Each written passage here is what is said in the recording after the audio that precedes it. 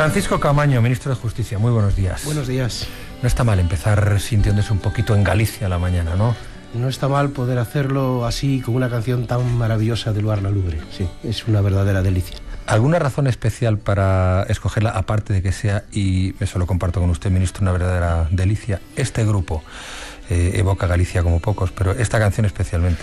Pues esta canción especialmente porque Camariñas, que es un pueblo de la Costa da Morte, al lado del Cabo Vilano, un paraje natural prácticamente único, todo ese entorno de costa, estar oyendo desde el mar, desde el Atlántico, viendo la tierra como un lejano perfil desde un barco a vela, que es uno de mis placeres o gustos personales, y poner esta canción y sentir la tierra y el peso de la tierra desde el mar y de las raíces de uno es de los momentos más emotivos que se pueden vivir, y yo os agradezco que lo hubieseis elegido esta mañana, porque además, como tengo a mi madre un poco malita la mujer, solo oírla me ha recordado muchísimas cosas. Os lo agradezco de verdad.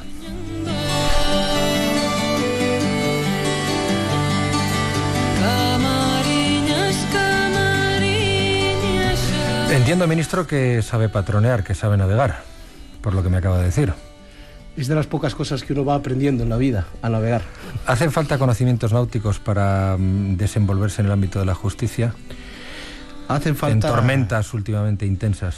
Hace falta prudencia política, sentido de la ponderación y saber aprovechar efectivamente bien los vientos para ir en la dirección adecuada. Lo que sabe un navegante es que no se puede dejar llevar por el viento, sino que el arte de la navegación es saber buscar un rumbo a pesar de tener el viento en una dirección distinta. Creo que todo político, y especialmente un ministro de Justicia, que se encuentra por mandato de la Constitución, con muchos interlocutores diferentes que tienen a su vez competencias distintas en esta materia, tiene que saber hacer precisamente eso si quiere que la nave viaje en la dirección correcta. ¿Hacia dónde sopla el viento ahora? Pues el viento, yo creo que a pesar de que hay algunos asuntos muy puntuales que están sobre el tapete de todos y en la opinión pública, asuntos como el Tribunal Constitucional, como los que hay ante la Sala Segunda del Tribunal Supremo, lo cierto es que el viento que sopla en la justicia española es un viento de reconversión y de cambio con el proceso que conocemos como Plan de Modernización, que ha entrado en vigor en muchos de sus efectos hace 2 días apenas, todo el paquete de reformas legislativas, y que supone, y los ciudadanos lo verán, y eso es lo importante, y se consolidará con el tiempo, una revolución cuantitativa y cualitativa en la justicia española. Nueva oficina judicial, aplicación de las nuevas tecnologías a la jurisdicción, reingeniería de toda la organización judicial de nuestro país, y lo estamos haciendo paso a paso y día a día en colaboración con las comunidades y con el Consejo. Eso que no se ve tanto, que a veces es problemático, que inquieta a los trabajadores de la justicia, que provoca cuestiones de deslinde entre jueces, fiscales, entre jueces y secretarios judiciales. Poco a poco lo vamos armando en un proyecto que lo que tiene de bueno, en mi opinión, más allá de un concreto ministro de Justicia, es que es un proceso ya irreversible de cambio y de transformación en la democracia española que hacía falta. ¿Lo que vamos a ver va a ser la justicia más cerca de los ciudadanos? Vamos a ver una justicia más próxima, vamos a ver una justicia más transparente, pero algo que es fundamental, más ágil. Y una justicia que no es ágil es una justicia que no es neutral. El juez es obviamente imparcial ante los ciudadanos, sin duda. Nadie creo que lo pueda cuestionar con seriedad, pero la lentitud del proceso judicial, los trámites que existen a veces, generan costes de tiempo y costes económicos en los ciudadanos, y eso hace que no sea neutral, porque no es la misma la posición de quien tiene recursos, de quien no los tiene, por ejemplo, en una contienda judicial o en la reclamación de cantidad por parte de una empresa, en la defensa de sus derechos por parte de un trabajador. El paso del tiempo juega siempre en contra de quien menos tiene, y por tanto queremos que, además de imparcial que lo es, sea también neutra desde el punto de vista del proceso. ¿Y sensible, o eso ya es cuestión de carácter? Lo digo porque nos lo ha recordado Lourdes Ortiz en la columna poco antes de entrar usted, ministro, lo que ha sucedido en el juicio por los asesinatos del AT4, la forma en que el juez se ha dirigido a la madre de una de las víctimas o incluso a uno de los trabajadores heridos. Yo creo que todavía la justicia tiene algunas formas decimonónicas de la idea del juez con aspectos gubernativos o excesivamente autoritarios. Y una cosa es ser autoridad y autoridad judicial, y otra cosa es que haya protocolos o forma de dirigirse todavía en el trámite del juicio, que tiene sus reglas, pues que quizá no sean a veces las más correctas. Con todo, hay que recordar que el sistema de justicia sí permite a los ciudadanos establecer, como en todo servicio público, las quejas pertinentes si se producen en situaciones de esta naturaleza, y que es el Consejo General del Poder Judicial quien tiene la competencia para clarificarlo. Consejo General del Poder Judicial, que recientemente ha tenido que salir a pedir, como el Supremo, independencia, que le deje trabajar, en respeto. ¿Usted cree que existe un ataque en regla al Tribunal Supremo o al Consejo General del Poder Judicial? Personalmente creo que no es un ataque en regla ni sistemático a las instituciones judiciales, ni mucho menos al Tribunal Supremo, pero es verdad que hay que saber compatibilizar y compaginar la libertad de expresión, que es legítima de todos los ciudadanos, no faltaba más, con el respeto también a las instituciones democráticas de un Estado, y entre ellas está el mayor tribunal, en este caso su Tribunal Supremo.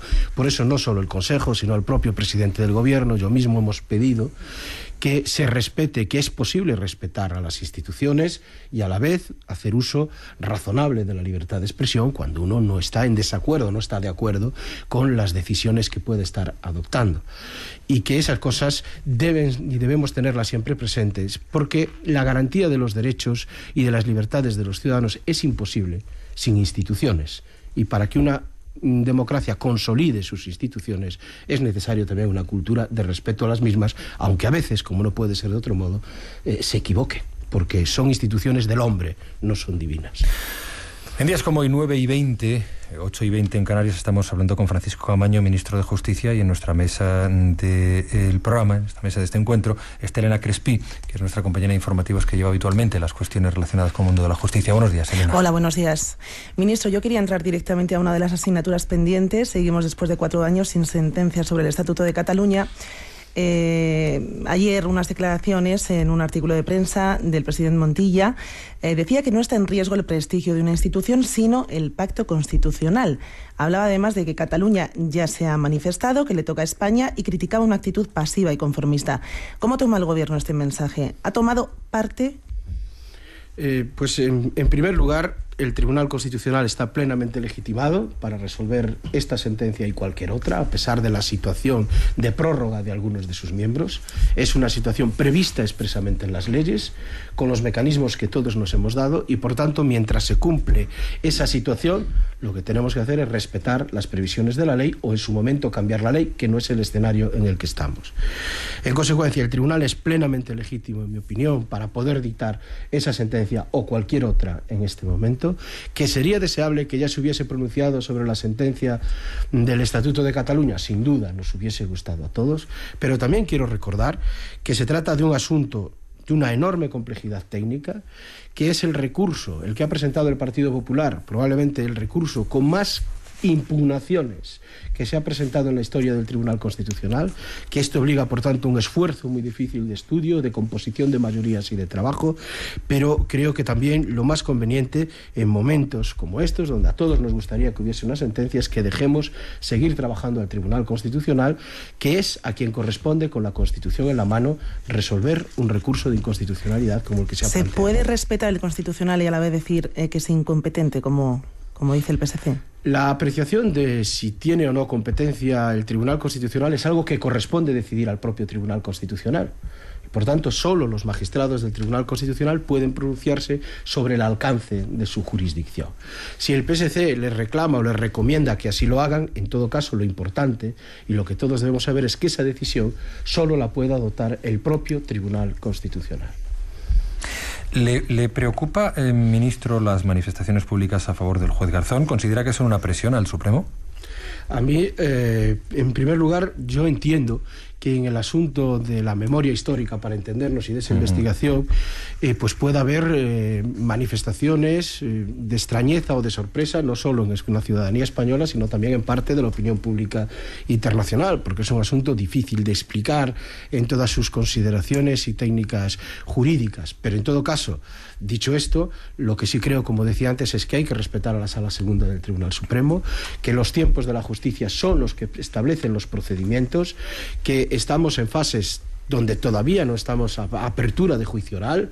Por tanto, cuando se dice que no hay posibilidades de defensa, no, es que no hemos llegado todavía a ese contexto, y por tanto, pudiendo comprender esta actitud, sí quiero, como ministro de Justicia, recalcar nuevamente que debemos respetar las instituciones, el Poder Judicial del Estado y en este caso a la Sala Segunda del Tribunal Supremo. ¿Usted no cree que puede haber algún tipo de venganza personal contra Garzón por parte de sus propios compañeros en alguno de los territorios escenarios de todo esto? Yo personalmente estoy convencido de que los jueces son profesionales de su trabajo, que día a día resuelven miles de asuntos en nuestro país y los hacen con honradez, con voluntad de criterio, con buena fe, y que también en este caso operan de esa misma manera. En cualquier caso, ministro, más allá de que en estos 3 procesos abiertos a Garzón ante el Supremo se ve al final delito o no, ¿no cree que está suponiendo un coste excesivo? Ayer decía en un comunicado el Observatorio para la Protección de Derechos Humanos que está sufriendo la democracia y la justicia española por estos 3 procesos. ¿Estamos pagando quizá demasiado, al final haya o no delito? Con independencia de que haya o no delito, que es algo que está sub judice y que tendrá que descifrar y en su caso razonar motivadamente el Tribunal Supremo y las decisiones que determine, como digo, yo creo que no hay que adelantar acontecimientos. España es un Estado de Derecho, el sistema en su conjunto es un sistema que funciona desde esa óptica y por tanto tenemos un Poder Judicial independiente. Que algún asunto puntualmente, insisto, puede suscitar una opinión pública determinada en el ámbito nacional o en el ámbito internacional, siempre es posible en relación con estos asuntos o incluso con otros muchos, pero estoy seguro que las aguas siempre vuelven a su cauce. La justicia no se mueve en los ritmos de la opinión pública, sino que tiene otros ritmos y se producen a menudo ese tipo de desfases, pero estoy convencido de que las aguas volverán a su cauce, que el Tribunal Supremo razonará y dictará la sentencia que tenga que dictar y que una vez que la conozcamos todos también podremos comprender sus motivos y sus razones. Hace exactamente 24 horas, ministro, en esta misma silla donde se sienta usted, el portavoz del Partido Popular, el vicesecretario de Comunicación, Esteban González Pons, decía que el fiscal general del Estado lleva el carné del PSOE cosido en la toga. A mí me parece una afirmación verdaderamente sorprendente, por supuesto infundada, y que carece, en mi opinión, de toda consistencia. El fiscal general del Estado es un profesional, como tantos otros fiscales de este país, que respeta la ley y su ley le garantiza un estatuto de autonomía en el ejercicio de sus funciones. El fiscal general no puede ser ya cesado desde la reforma que, por cierto, ha hecho el Partido Socialista, no como estaba con anterioridad otros fiscales generales del Estado, salvo por acuerdo expreso de las Cortes Generales. Por tanto, esa dependencia que en algún tiempo pudo existir y que probablemente es la que lleva al señor González Pons a un recuerdo falso de la realidad, ya no existe en la actualidad. Y hoy la Fiscalía en general, la Fiscalía General del Estado, pero en general todas las fiscales actúan con autonomía y lo que es más importante, lo demuestran día a día en los tribunales de justicia, defendiendo su criterio, razonándolo en escritos judiciales. Por tanto, no es un capricho de voluntad política, porque ellos se expresan a través de escritos documentados que están en los tribunales y en los procesos, y ahí cualquier ciudadano puede constatar la diversidad de criterio y la defensa más importante, que es lo que los une de verdad, que es el interés de la ley y la defensa de los derechos y las libertades de todos los ciudadanos. Ocurre que a veces al Partido Popular no le gusta que se puedan producir ciertas investigaciones, y cuando esto ocurre tiene una costumbre bastante reiterada, que es o atacar contra la policía, o atacar contra los jueces, o atacar contra los fiscales, y arremete de manera inmediata contra todo ello, y lo hace normalmente cuando él se ve afectado en asuntos judiciales, lo cual dice muy poco, en este caso, de la autonomía de decisión, no tiene por qué tenerla del representante del Partido Popular. ¿El gobierno nunca influye en los tribunales? El gobierno no influye en los tribunales, ni este ni ningún gobierno. Los tribunales españoles son un poder realmente independiente, ejercen y tienen garantías legales suficientes todos los jueces para ejercer con imparcialidad e independencia su función. Cuando existen problemas donde se sospecha de esa independencia, existe un mecanismo y un control por el propio Consejo General del Poder Judicial, que no pertenece al Estado, como todos sabemos, en el sentido de gobierno, ni tampoco al Parlamento, es un órgano propio de autogobierno de los jueces y, por tanto, es de los países, España, que mayor garantía tiene. Y cuando ocurra y se demuestre algo en dirección contraria, por supuesto hay las garantías suficientes en el ordenamiento jurídico para reaccionar contra un juez que ha tenido la indignidad de dejar de serlo. Pero permítame, ministro, que plantee que el propio Poder Judicial, el órgano de gobierno de los jueces, actúa o nace de manera viciada porque nace de un acuerdo que proviene de los partidos políticos, que proviene del Parlamento, con lo cual siempre existe esa posibilidad y desde luego esa sospecha y últimamente esa realidad de politización de la justicia. Yo discrepo de la mayor, si me permites la expresión. Obviamente usted es el ministro de Justicia. El juez es independiente e imparcial en el ejercicio de su función, que es juzgar. El Consejo General del Poder Judicial no juzga. Primera decisión. La independencia del juez se predica a la hora de dictar una sentencia. El Consejo General del Poder Judicial no dicta ninguna sentencia. Es una garantía añadida a la independencia del juez precisamente para evitar que desde el Ejecutivo o desde otros poderes del Estado, en cuestiones que pueden afectar al juez, más indirectamente, como es sus ascensos, sus medidas disciplinarias, que por esa vía se pudiese interferir en su independencia a la hora de dictar sentencias. Pero de la misma manera que la política sanitaria de un país la decide un gobierno legítimamente elegido por los ciudadanos y no los médicos, la política judicial de un país la decide un gobierno y no sus jueces. Esto también debiera de quedar siempre claro. La función del Consejo General es evitar interferencias no deseadas en la función jurisdiccional.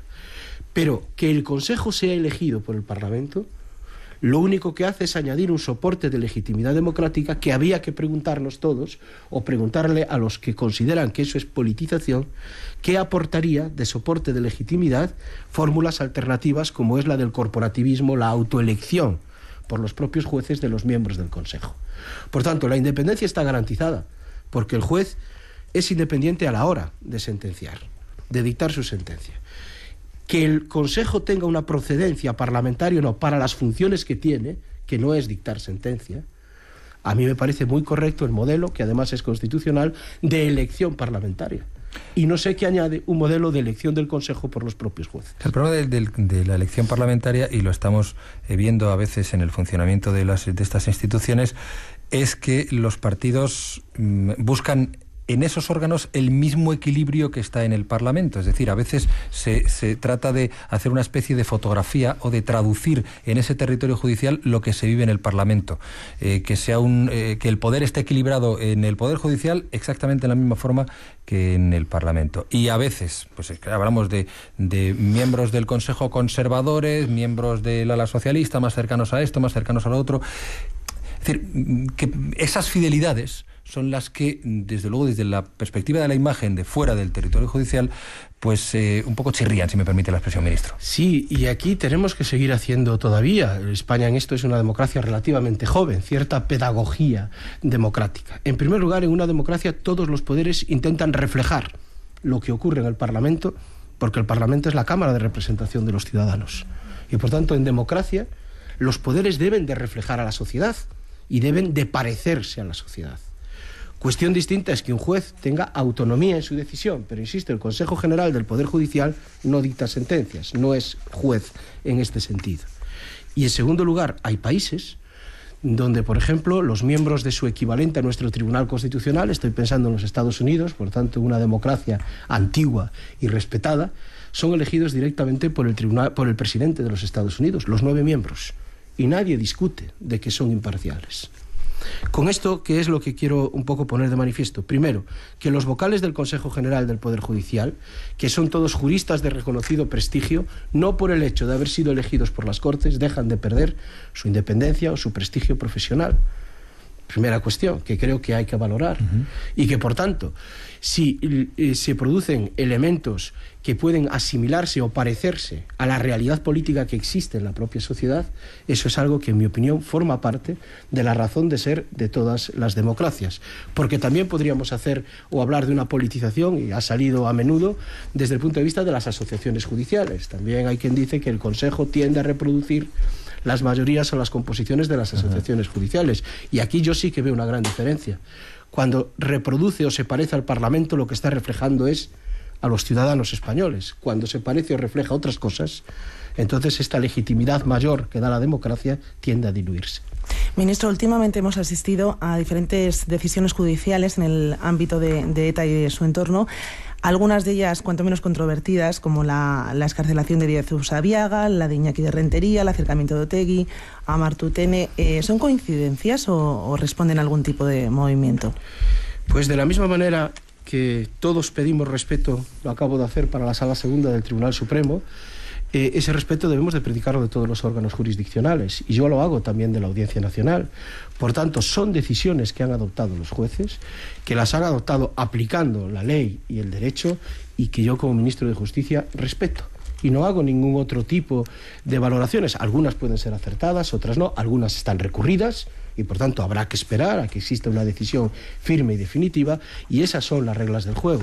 No creo, por tanto, que exista ninguna intención ni ninguna estrategia. Cada sala, cada órgano jurisdiccional ha resuelto un asunto, lo ha hecho aplicando el derecho. Cuando se ha considerado que así no se ajustaba, como ha sido algún caso, el fiscal general del Estado, prueba de su independencia y de su capacidad de actuación, ha tomado la decisión, o la Fiscalía en la Audiencia Nacional, de recurrirla. En otros supuestos no se ha tomado esa decisión porque se considera que es ajustado a derecho, y yo creo que esa es la única valoración cierta que podemos hacer de estas cosas. Radio Nacional de España, en días como hoy, 9:33, 8:33 en Canarias. Estamos hablando con Francisco Caamaño, ministro de Justicia. Carlos Santos, el perfil de nuestro invitado en días como hoy. Hola, buenos días. Nuestro invitado, que en enero cumplió 47 años, poco antes de cumplir su primer año como ministro de Justicia, estudió Derecho como casi todos los políticos españoles, y antes de meterse en política fue catedrático de Derecho Constitucional y letrado del Tribunal Constitucional. Además es músico, como ya no casi todos, sino como todos los ministros de Justicia de nuestro tiempo. En su juventud primera tocaba la guitarra en un grupo de rock de su pueblo, mientras Fernández Bermejo, su inmediato antecesor, tocaba el bajo en otro de su pueblo, y López Aguilar, el anterior, tocaba blues y canciones americanas también con la guitarra. Traje oscuro, camisa blanca, corbata negra con rayas inclinadas. Da la impresión de que de un año a esta parte ha intentado poner freno a los afanes expansionistas de su cuerpo, y si no ha conseguido quitarse muchos kilos, ha logrado al menos que la cosa no vaya a más.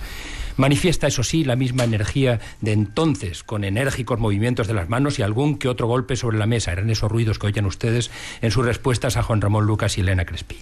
Pese a esa exhibición de energía, Francisco Caamaño, a quien los viejos amigos llaman todavía Fran, es sobre todo un hombre tranquilo. Subrayé esta definición recogida de un artículo de prensa hace un año, cuando nos visitó por primera vez. Ayer, en vísperas de esta nueva visita, hice una breve pero intensa encuesta telefónica entre amigos metidos en el Poder Judicial, unos jueces y otros periodistas. ¿Saben cuál fue la definición que escuché más veces? Precisamente esa, es un hombre tranquilo. Pero no solo eso, si ayer al caer la tarde, señor Caamaño, le silbaron los oídos, es porque estaban diciendo de usted textualmente cosas como estas. Explica las cosas, siempre hace intervenciones razonadas, con calma, con argumentos, escuchando al contrario. Es un hombre tranquilo, ajeno a histrionismos tan dañinos siempre en estos predios. No hará grandes reformas ni grandes cambios, pero es competente, preparado, reflexivo, reposado, no cabrea a la gente, pacifica. Y es sensato. Fíjate, sin ir más lejos, me decían en sus comentarios sobre el velo islámico, de los más sensatos que hemos escuchado en estas semanas. Dicho de otro modo, y eso ya lo digo yo, no las fuentes, puede que en el futuro no hablemos de una ley Caamaño, de un código penal Caamaño, puede que no llegue a ponerle ni falta que hace su apellido a una reforma legal, como suele ocurrir con frecuencia en su ministerio, pero será siempre recordado como un ministro que trabajó, dejó trabajar e hizo todo lo posible para que todo el mundo trabajara con la mayor eficacia y el mejor ambiente. Quizá la mejor noticia en este periodo, al menos en este primer año, es que el Ministerio de Justicia no ha sido noticia, o lo ha sido menos que en etapas anteriores. Puede que alguien, incluso al recordar al ministro Caamaño, utilice metáfora marinera. No es un barco a motor de los que hacen ruido, echan humo y se hacen notar con la sirena. Es un barco de vela que entra al puerto silencioso y sabe dar siempre los quiebros oportunos para aprovechar mejor el aire. Él mismo, que además de músico es un apasionado de la navegación a vela, como nos ha dicho, ha elegido metáfora marinera. Prudencia, sentido de la ponderación, nos ha dicho. Saber buscar un rumbo a pesar de tener el viento en una dirección distinta. En fin, señor Caamaño, dada la meteorología política actual, no le va a faltar a usted ocasión de poner a prueba esa teoría de la navegación. Señor Camaño, no sé si quiere añadir, corregir o sugerir algo al perfil que acaba de trazar Carlos Santos. No, darle las gracias y confirmo plenamente esa idea de que el mejor apellido que puede llevar una gestión política no es el de ningún ministro, sino aquel que favorece a todos los españoles. Agradezco mucho sus palabras. Francisco Camaño, ministro de Justicia, gracias. Muy amable. Que tenga feliz jornada. Muchísimas gracias. Elena Crespi, compañera, hasta siempre. Hasta luego. Gracias.